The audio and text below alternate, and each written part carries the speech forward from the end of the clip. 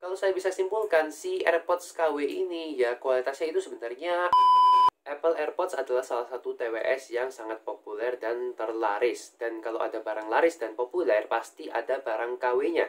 Dan yang saya gunakan ini adalah Apple AirPods generasi 2 yang versi KW atau Super Copy. Tapi memiliki fitur-fitur yang kurang lebih mirip dengan AirPods generasi 2 yang aslinya. Tapi apakah dengan harga sepersepuluhnya alias 200 ribuan, kalian layak untuk membeli Apple AirPods generasi 2 KW ini? Ya, tergantung sih.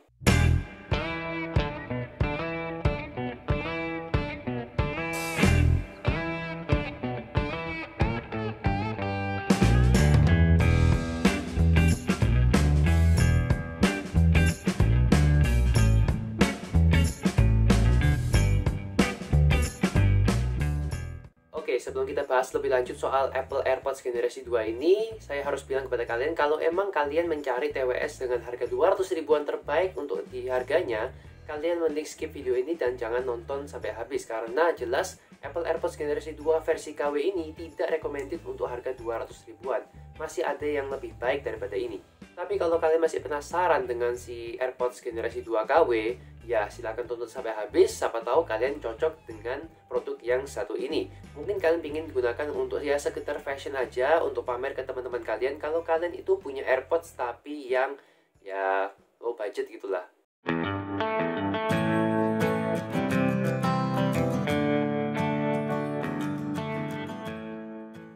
Oke, sekarang kita bahas dulu dari desain dan build quality-nya. Untuk desainnya sendiri, ya ini gak usah diragukan lagi karena bentuknya itu 1:1 persis dengan Apple AirPods generasi 2. Cuman yang membedakan adalah si build quality-nya. Saya rasakan walaupun ya belum nyoba yang asli, saya bisa merasakan kalau di AirPods KW ini ya kerasa murah banget.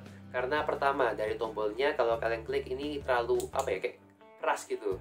Kemudian di hinge-nya ini kelihatan finishingnya itu kurang rapi dan ketika kalian buka ini dia agak sedikit wobbly atau agak goyang gitu, jadi nggak sekokoh yang aslinya. Saya belum tahu yang aslinya sekali lagi, tapi ya setidaknya ketika saya megang ini kerasa murahnya. Kemudian di bagian earbuds-nya atau di earpiece-nya itu kalian bisa lihat emang benar-benar detail sekali, mirip dengan yang aslinya. Tapi yang saya lihat ada beberapa titik hitam yang bisa dibilang kalau di aslinya mungkin ini adalah sensor pendukung ya, seperti proximity sensor atau yang lainnya. Tapi kalau di sini ini kok rasanya hanya sebagai hiasan aja. Ya correct me if I'm wrong, nggak tahu ini benar atau enggak, tapi ya yang saya lihat ini adalah ya sebagai hiasan aja, jadi tidak ada fungsi apa-apa. Kemudian untuk chargingnya dia menggunakan port yang sama persis dengan si AirPods asli, yaitu port Lightning. Jadi buat kalian para pengguna iPhone harusnya sih tenang ya. Tapi kalau kalian para pengguna Android yang biasanya menggunakan kabel micro USB atau USB Type-C, ya tentunya kalian harus membeli charger tambahan atau kabel tambahan untuk mengecas si AirPods KW ini. Tapi santai aja, kalau emang kalian nggak mau ribet, silakan beli wireless charger aja karena di sini di AirPods KW ini itu mendukung wireless charging. Selain wireless charging, dia juga memiliki fitur pop-up layaknya AirPods asli. Jadi, kalian bisa munculin pop-up keterangan baterai walaupun yang baterai itu tidak begitu akurat. Kemudian kalian juga bisa rename atau mengganti nama AirPods kalian. Dan kalian juga bisa find my AirPods. Jadi, kalau misalnya AirPods kalian lupa taruh mana, kalian bisa juga mencarinya dengan fitur ini. Lalu untuk pertanyaan utamanya, apakah si AirPods generasi 2 KW ini dengan harga 200 ribuan memiliki kualitas suara yang bagus atau setidaknya ya setara dengan TWS lainnya yang harganya sekitar 200 ribuan? Jawabannya dua kata, cukup bagus. Saya bilang cukup bagus karena memang kualitas suara seperti inilah yang mungkin kebanyakan orang akan suka. Tapi dengan harga segini kalau saya bisa kritik, ya pertama kualitas suaranya itu agak mendem, jadi serasa potensinya itu kurang keluar dan kurang nendang. Mungkin ini karena bentuknya yang earbuds dan dia itu tidak ada karet yang bisa ngesil di bagian dalam telinga, jadi suaranya itu kerasa agak mendem. Kemudian yang kedua adalah ya ini kalau buat nonton video delaynya itu nggak bisa ditoleransi, jadi benar-benar tidak bisa diandalkan buat nonton video YouTube, film, Apple TV, apapun itu tidak bisa diandalkan.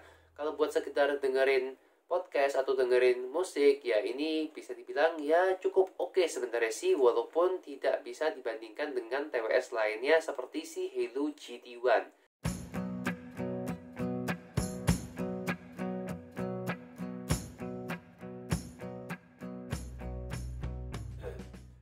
Kalau saya bisa simpulkan, si AirPods KW ini ya kualitasnya itu sebenarnya agak so-so banget gitu.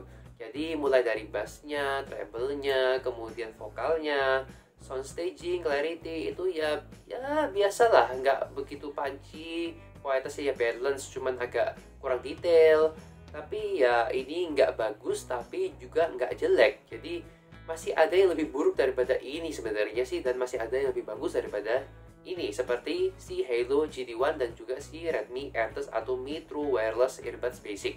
Jadi, apakah AirPods generasi 2 KW ini layak untuk kalian beli? Tentunya ini tergantung kepada kalian semua. Kalau kalian emang beli TWS itu karena fashion atau gaya, pingin tampil kece dengan budget terbatas, tentunya si AirPods generasi 2 ini ya menarik sekali untuk kalian pinang. Tapi kalau kalian mengincar sound quality yang lebih bagus, tentunya masih banyak opsi lainnya di harga 200-300 ribuan yang kalian bisa pilih.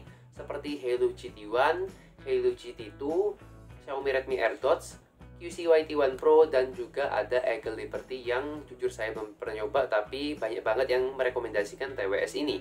Oke, mungkin itu aja untuk video kali ini. Terima kasih sudah menonton dari awal sampai akhir. Silahkan like dan share video ini kalau kalian suka. Dislike aja kalau nggak suka. Dan jangan lupa subscribe ke channel saya dan nyalakan lonceng notifikasinya kalau emang dirasa bermanfaat konten saya. Thanks for watching and I'll see you next time.